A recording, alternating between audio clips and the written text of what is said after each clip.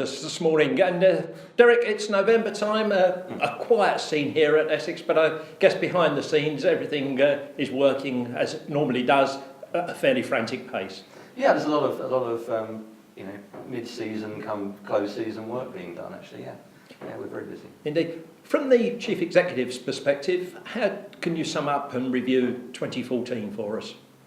I think we had a good year, actually. I know we've been sort of cast as the nearly men, but we did finish third with, I think, the highest points ever achieved by a team finishing third, and we did get to 2 quarter-finals, so we were nearly there.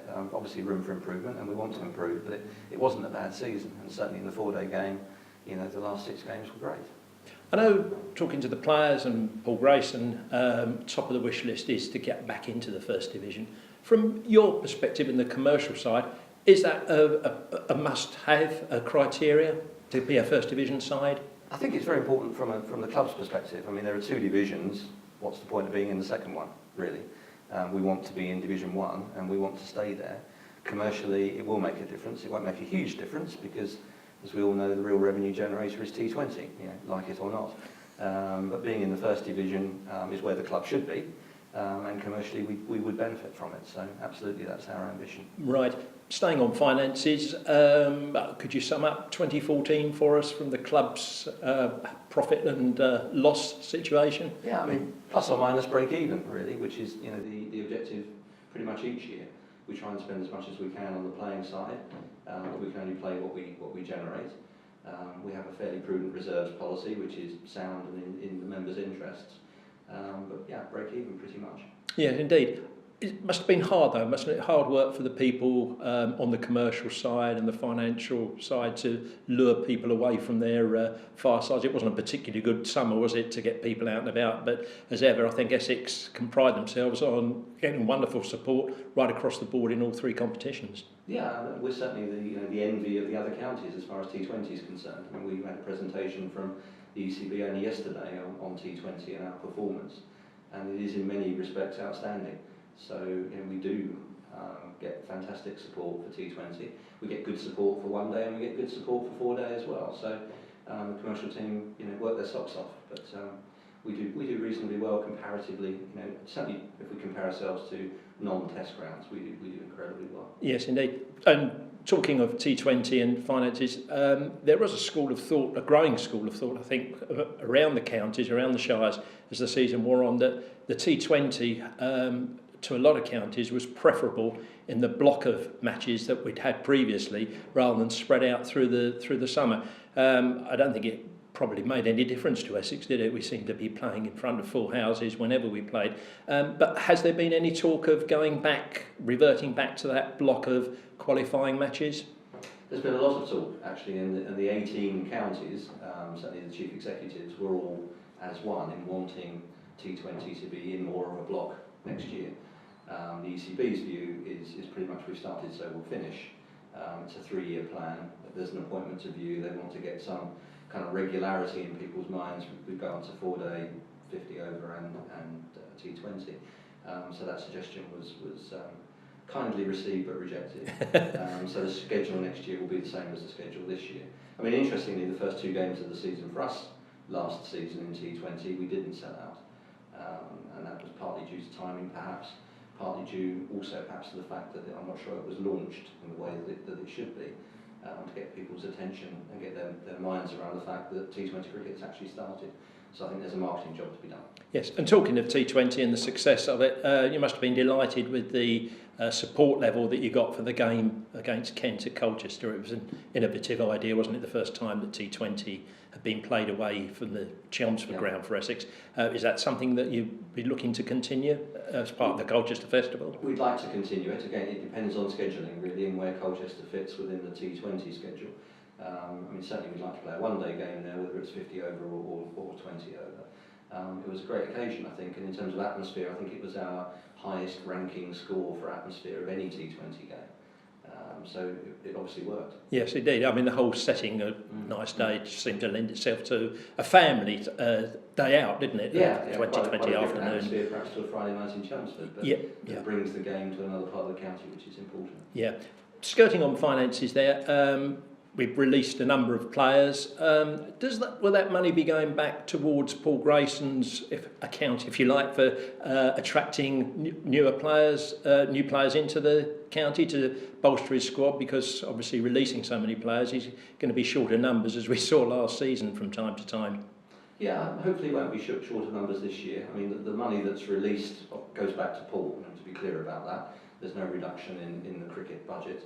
And if anything, we'd like to spend more on the cricket budget and sort of watch this space, really, I think, over the next few months.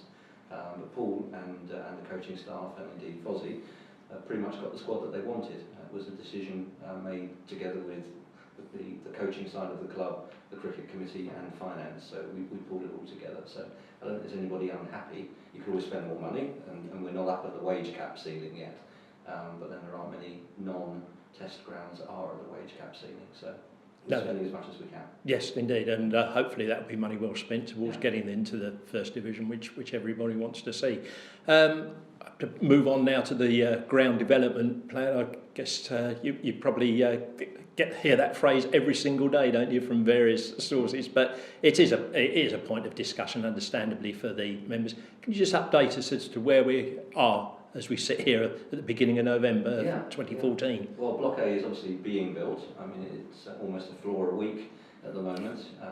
The contractor thinks that certainly by Christmas time, all 8 floors will be built. There's obviously then the fit-out work to be undertaken. We're in conversation with the developer and with a number of contractors about the next phase. The club's very clear that the next phase has to include the completion, really, of the pavilion. We don't want a situation where we have half a pavilion not quite finished and we're reliant upon the third phase to develop before we can finish it off. So conversations are around that at the moment. We've been talking with our architects, and we're in the process of redesigning the pavilion such that we can afford to develop it without taking on any debt, which I think is key. There isn't a county side in the country that rues the day it took on debt. So we will be debt-free when we finish the pavilion. And then there's a consultation plan with members in January to talk about what we will include within the pavilion, although obviously we've already done that with our own staff, both coaching staff, cricket staff and commercial staff. Yeah. There was, I think it's fair to say, isn't it, that the club have been through this scenario once before. Has the original plans, are they being amended quite drastically now? Because I think most members would have assumed that it was almost a done deal when we had all these ideas before put to them, and we had displays in the pavilion and they could come along and comment. I know perhaps the time scale hasn't gone as quickly as they would have wanted, and has that impacted on perhaps a slight change in design and thoughts now? The design really is changing, driven by finance. It was the view that whilst we generate plus or minus £12 million from the development, we would borrow another 4, one way or another, to complete the project. The view now, amongst the committee, and certainly amongst myself, is that we shouldn't borrow money. So we're looking at scaling down the project, not dramatically, hugely. It will still be a cracking pavilion for a Cat C ground. But we've rethought the strategy as far as the club's concerned, and we need to scale it down a bit. Yes, indeed. Would the capacity of the ground alter? I think there was a figure of it was going to increase to 8 or 8,500. Yeah. Is that sort of under discussion according to obviously how the ground actually develops over the next few years? That will be discussed too. I mean, I doubt that we'll get to 8,500. We're currently at 5 for T20, which is our capacity. I think we'll get to 7 and maybe a little bit more, and that should be sufficient. Adding another 2,000 per night to T20 won't be easy. But as far as you're concerned, I think, presumably from what you're saying there, the wish list has really got to relate very much to the economic situation, hasn't it? You're not going to leave the club scratching around for £1 or 2 here, as it were, just for the sake of a ground development, which, let's face it, on most days, as far as the members and supporters are concerned, is adequate, isn't it? It's probably, as you mentioned there, for the pavilion and the players' dressing rooms, which are a bit, well, antiquated, for want of another word. Yes, they're tired. Yes, they're tired. But we met with Paul and with Fozzie, the architects, the quantity surveyor and the commercial staff about a month ago, and they're very clear on what they want. and what they want is actually less than what they're probably going to be given. We're not building Edgbaston, we're building a pavilion fit for Chelmsford and fit for Essex County Cricket Club. Right. And we'll cut our cloth accordingly. Yeah. Any idea, would you at this stage be prepared to give a starting date when that may happen, or is it just economy driven? It's finance driven. I mean, it can't start, the next phase anyway, can't start until the autumn of next year at the earliest, because we've committed ourselves now to fixtures. So I can't see anything dramatic happening until the autumn of next year. And hopefully it will start then, and hopefully once it starts, it will finish very quickly. We don't wish to be away from the county ground. We may have to be, but the least amount of time we're away from here, the better financially. But that would be 2016 at the earliest anyway. Yeah. Okay. Well, that's good. Thanks for explaining that. Just looking forward, if we are sitting here this time next year, what would the Chief Executive like to be looking back on as far as what the county's achieved in 2015? Whether it's a one-day competition or promotion to Division 1 or a combination of both. I'd like us to have won something. We were nearly men this year. We've got a squad capable of getting us to a trophy. And I think everybody at the club would, along with me, want us to look back on a victory of some description or another. Yes, because I'm sure supporters, corporate people, everybody likes to be associated with a successful organisation, don't they? And it does make it much easier to sell the club off the banner of a success. Absolutely. It makes it easier for us to sell the club to sponsors. It makes it easier for us to sell the club to people just coming to watch a game. And indeed attracting players and talent. So everybody in the club wants to win something. Wish you well with those aspirations. Thanks very much for talking to us. Thank you. Thank you.